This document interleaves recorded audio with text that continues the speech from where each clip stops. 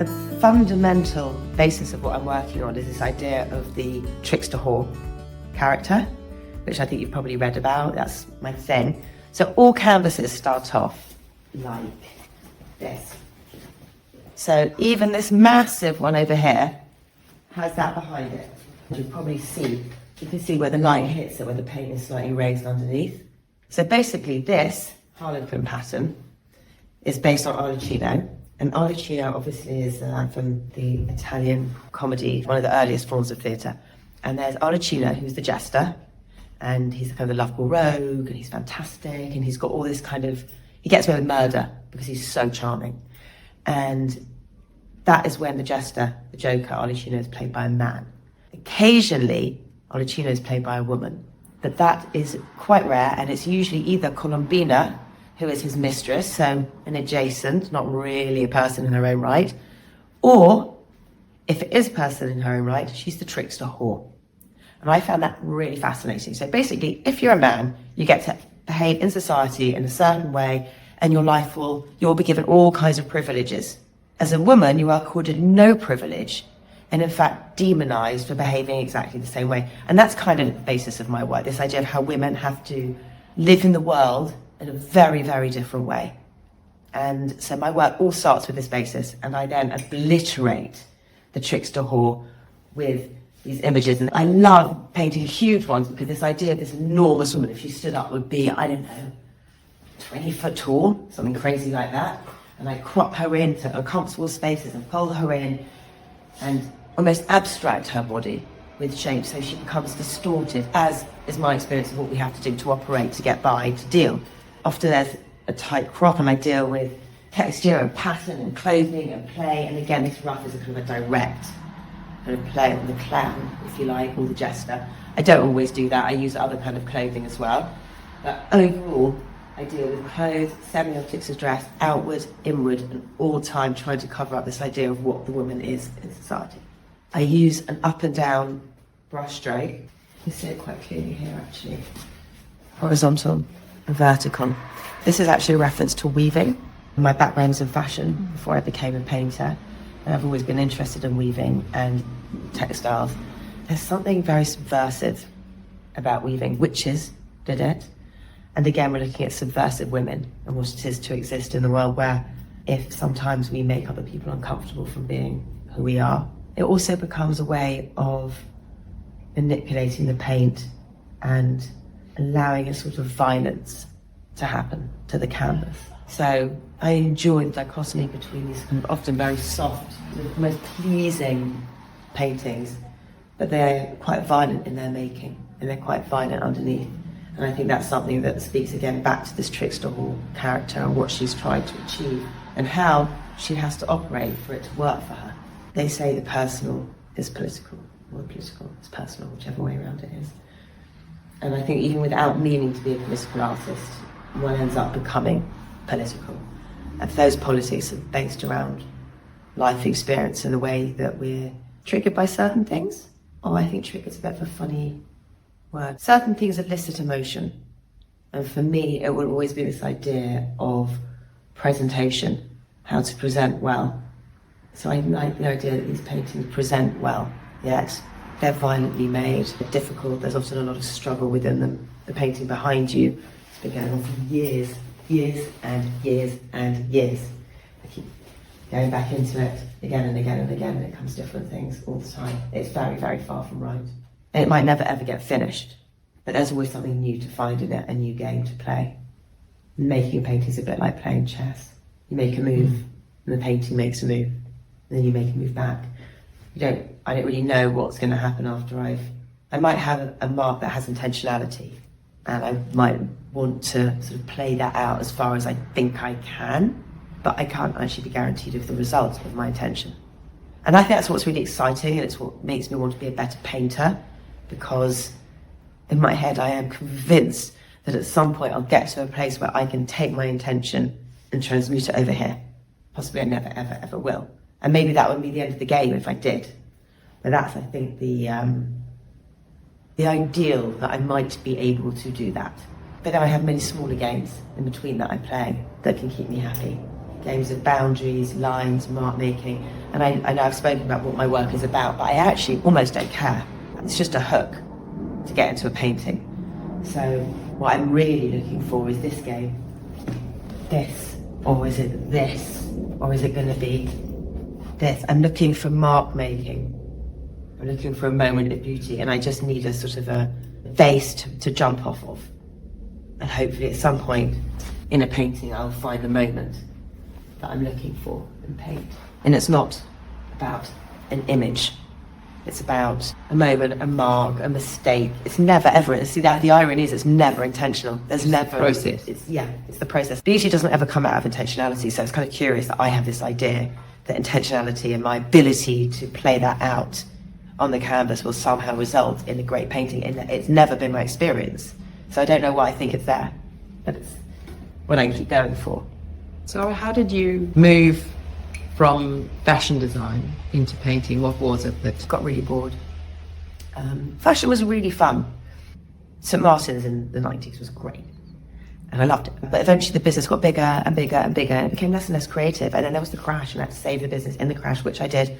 But I was there for the very boring business, and my sister and I were working together. And I think in a funny way that kept us in it for longer because we had each other and we had a great time. But eventually I was like, I can't do this forever. I really don't want to do this forever. And I wanted to go back to painting, which had been my first love always. And was that a first love that started at St Martin's or at KAS? I used to spend a lot of time in the art room at CAS. There was this amazing art teacher called Jan, and Jan was so kind to me. She was a funny character, actually. People were quite scared of Jan. She was so soft and so lovely. She just had quite a brusque manner. Not with me. She used to let me basically sit in the art room all lunchtime. And it was warm because she'd have the kiln on. I loved it. I loved it. I loved the way it smelled. I could still conjure the smell, sort of dusty, almost sweaty. Not sweaty sticky, but sweaty dry. It was gorgeous. And I used to spend a lot of time there. And I was really good at art. It was a place that I knew that I was good there. So I think it started at CAS, definitely. I had a fantastic teacher called Audrey. And Audrey looked after me and saw me, actually. She really saw me, and she promised my mum she'd look after me. We stayed close, actually, all through my time at CAS. About 3 years ago, Audrey died, and I got a message. Actually, I'm going to tell this story from the beginning because it's quite amazing. Audrey had a daughter called Lulu. And Lulu used to visit Audrey at school, and she was a model, very successful model. I remember her visiting Audrey, and she had bright red hair, cropped short like mine, and bright red. And one of my earliest memories was watching this woman. Actually, she must have only been 15 or 16, if I think back. Well, I know. So she walked into school. I remember watching her walk through the playground. I remember what she was wearing: DM boots, black leggings. And I mean, I must have been here, and she must have been up there. And she strode through the playground and to visit her mum in the classroom at the end. And I remember thinking that she was the most beautiful thing I'd ever seen in my whole life. And I was transfixed. And in my mind's eye, I can still see her walking as I literally obviously must have been just staring with my mouth on the floor. And Audrey loved Lulu so much. And when my daughter was born, my Lulu, she was born with bright red hair. And I thought I was having a boy, so I didn't have a girl's name ready. And I called her Ella, which never fit. And when she was about a year old, the red hair had stayed. And I was saying to myself, I have to change her name. I need to call her Lulu. So I essentially called her Lulu after Audrey's daughter, Lulu. And because that to me was what a girl with bright red hair, and it was the same colour. I mean, my Lulu's hair when she was little looked like it had been out of a bottle, which it turns out that Lulu's hair was out of a bottle. Anyway, when Audrey died, I noticed a woman reached out to me on Instagram, a woman called Jenny. I didn't know any Jennys. Jenny Howarth? Who was Jenny Howarth? I had no idea. And then I get a message saying, oh, you're my mum's favourite pupil. I'm Audrey's daughter. And we have since become really good friends. And in fact, she's posed for me in here with her daughter, Georgia. When it comes to teachers, and Audrey's somebody, when she passed away, we had so many messages from all the Alfredians. Yeah. Who were the other teachers at school? Rita. I loved Rita, and Rita had a dog called Josie. And I think I was quite a weird kid. I think I was quite sort of a bit of a loner, and I liked my own time. And I remember Rita being very, very kind to me. And she had this wonderful dog, and the dog used to sit next to me in class. It was a wonderful thing. What are your other memories of school? I have so many. I mean, it was my childhood. I remember the concrete pipes, which are now, I believe, embedded in the field, well, across the field, where there used to be a little library. I remember that little library. I remember some of the books now. I basically spent all my time at school either in the art room or in the library reading, or in Audrey's room. Audrey taught me to read and to sew before I was 5. Things I still do, read and sew. And I don't think I was a particularly social kid. I remember Denise, when I got into middle school, she was also fantastic, and she took me on a French trip, and I didn't have any friends, and she looked after me the whole time. And obviously I got a bit older and made some friends. I think I was quite happy in my own company, and King Alfred's was a school, and still is a school, that you could sort of just be you, and that's fine. You're not expected to be part of any particular tribe. And I've always been really great. I don't think I would have survived in another school environment, actually, or thrived, whereas King Alfred's was a really happy place to grow up. I remember the concrete, I remember sitting in those concrete things. They used to be outside at Audrey's, actually, at the very beginning. And I'd sit inside them, and I remember enjoying watching the playground through a circle. Because if you sat far back enough at one end, everything else was just visible through this really neat hole. And there was one of them that had a funnel, so you could also lie on your back and look at the sky through a circle as well. And then sometimes you get a head that would come down over it if somebody wanted to see what you were doing in there. I wish we had some photographs of that. It would be wonderful. Sure There must be some in the archive, mustn't there? But your family has such a long association with Yeah, King my mum Alfred was School, there yeah. and loved it, and my 3 kids. And maybe even we'll see what happens, but it's amazing to just keep pushing through the school. I think it's an amazing place to be. I think it's so ahead of its time in terms of education being about the kid. And I don't remember ever being academically pushed, and I always did really well. I don't think anyone needed to push me, or maybe kids don't need to be pushed as much as people think they do. And I've got a really strong work ethic, and I see my kids have a really, really strong work ethic, because no one else is going to make you do it. But the teachers were amazing people. I actually remember Nikki Archer, and then there was Frances, and Sue Bolton. I mean, she was brilliant. She was like a character out of Coronation Street or something. People were so scared of getting sent to Sue, and she was actually the sweetest woman. I mean, they were all amazing. Yeah, Jan was fantastic. It's funny what you remember as a kid. Mark Owen, everyone was in love with Mark. And he was also so lovely, and also really very shy, very sweet man. It was full of brilliant people. It really was. Still is. And Jill's still there, I believe. She taught me in first form, which I believe is now year 7. I remember jumping out of the window. At that time, there was where first form was I don't know what they are now, it might even be computer rooms, but they've recently built on top of them.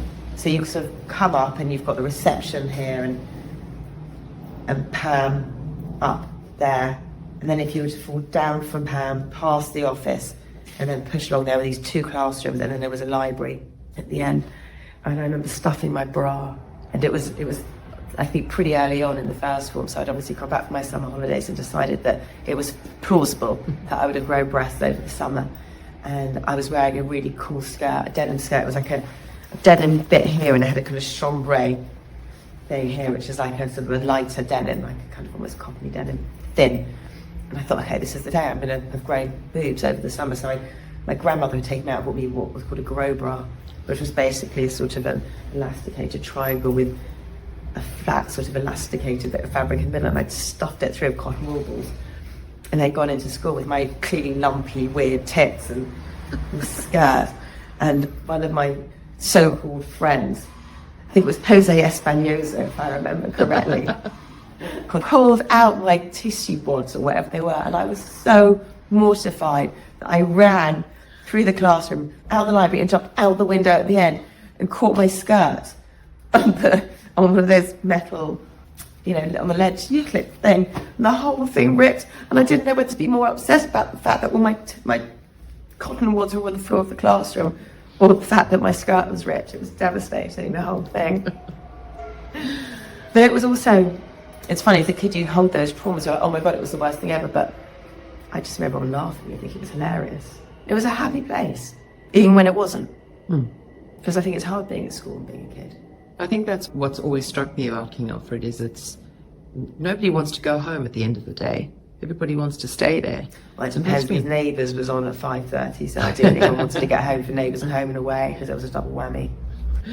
And your friendships obviously is so from King Alfred School? Yeah, and I'm still very friendly with a girl called Jess Largrove, and I'm in touch with Lucy Isaacs, and funnily, randomly have bumped into other people over the years, and that people reaching out and doing things, but Jess and I remain very, very close. What were the things in terms of not so much the values, but what did you feel you came away with from King Alfred as Sara? Really strong sense of self and resilience, actually. Gentle resilience. I just sort of feel confident to go my way in the world. And I see that in my kids as well. I think it's quite an Alfredian thing. I also have always been able to talk to anyone, and I think that's such an undervalued skill. I watch my kids, I can put them anywhere, and I know that they will be kind, I know that they will be empathetic, and I know that they will feel comfortable and valid to speak for themselves.